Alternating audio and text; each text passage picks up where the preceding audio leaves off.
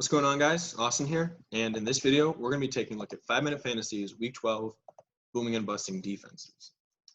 So my start of the week, the Miami Dolphins against the New York Jets. Why?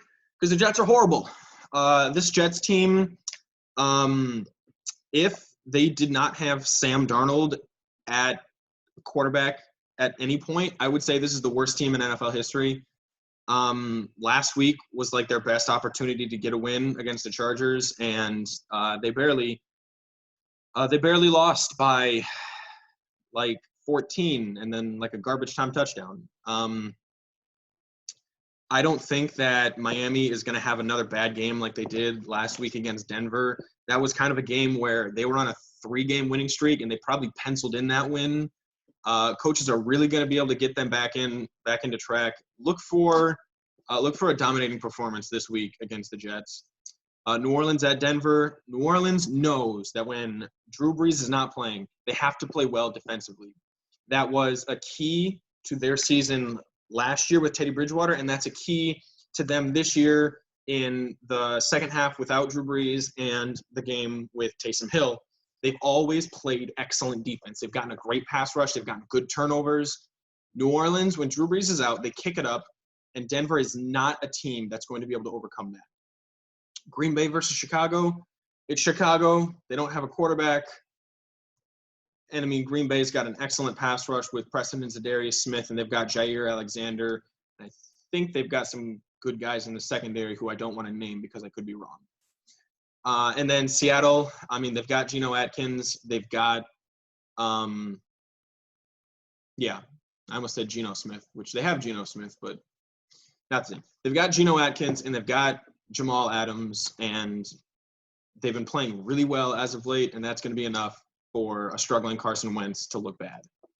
I'm going to say you're going to want to sit Philadelphia because I don't believe in them. For some reason, on the NFL website, they are the #1 projected defense this week, and it's like 7 points. Defenses have been terrible. Philadelphia is not going to score 7 points defensively. They will be lucky if they can hold them to 7 less than 40. Indianapolis versus Tennessee. Now, I've been talking about how good the Colts defense is. I still think that Tennessee is going to be able to score points. I expect Indianapolis to win, but I think it's going to be around like a Green Bay game was last week. I feel like it's going to be like maybe 35 to 28, something like that. I mean, it could be a really high-scoring game. Tennessee is an excellent team. They've got good pieces all around. Don't expect Indianapolis to be able to dominate defensively. Again, with Buffalo, I don't like Buffalo's defense this year. For some reason, the projections keep putting them at high for high point values. But I mean, the Chargers have a fantastic offense. Justin Herbert is about to shatter every single rookie quarterback record we've ever seen. I mean, he's about to shatter the yards record, the touchdowns record, the completions record. Like they're all going to be his, and they're going to be his until. I mean, unless Trevor Lawrence somehow lands his way onto a team like Indianapolis or maybe even New Orleans, it's not going to happen. This dude is on fire. And I'm going to say sit Washington against Dallas. Dallas with Andy Dalton is not a bad team. They had one game before he went down. But you know, he also led the comeback against the Giants, and he had a pretty great game, against the Minnesota Vikings last week. Washington has had a very good pass defense this season, but I think it's more about who they've played rather than what they've done.